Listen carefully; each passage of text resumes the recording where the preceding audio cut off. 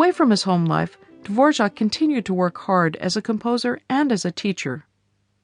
Another famous composer, Johannes Brahms, was one of the judges for a competition which Dvorak entered.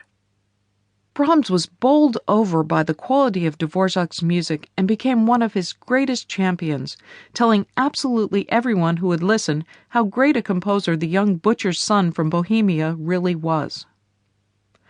On one occasion, after hearing Dvorak's cello concerto, Brahms said, "Had I known that such a cello concerto as that could be written, I might have tried to compose one myself."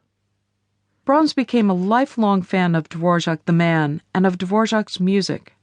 He was also a really good friend to Dvorak, even spending many hours checking that the printers hadn't made any mistakes in Dvorak's music when new pieces were being published and Dvorak was out of the country.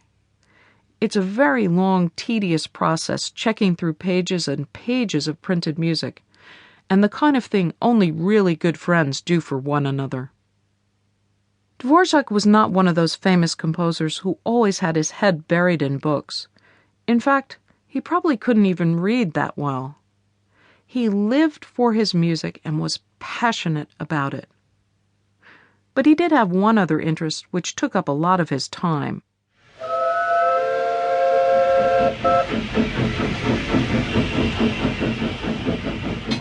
He was a train spotter.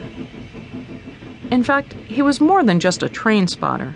He was absolutely mad about trains and everything to do with them. One of his biggest regrets in life was that he hadn't invented the locomotive engine, because he felt that it was one of the greatest creations of all time.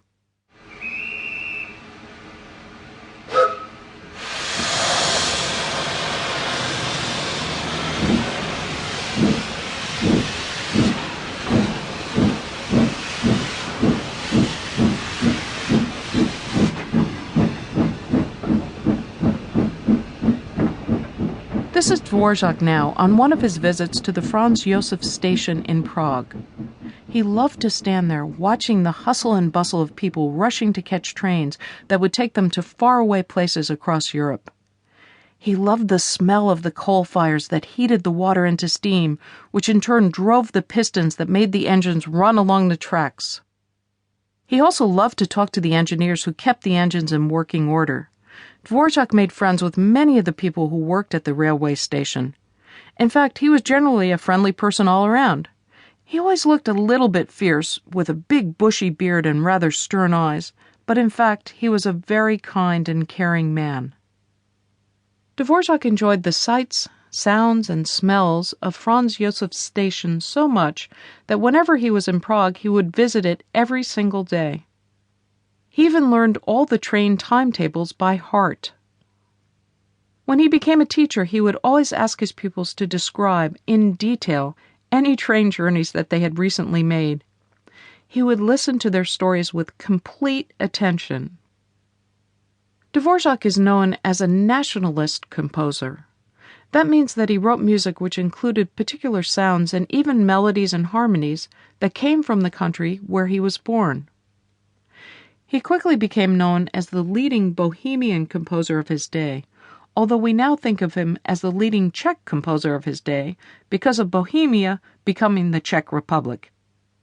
In fact, everyone generally agrees that he's the greatest Czech composer not just of his day, but of all time. Dvorak's first big international success as a composer was with his Slavonic dances. These sound like some of the traditional tunes and rhythms which the people of Bohemia would dance to when they were out having a good time on a Saturday night. But no way was their musical appeal just limited to the borders of Bohemia. To keep listening to this audiobook, I've left you a link in the description so you can do it, at no cost thanks to Audible's 30-day free trial.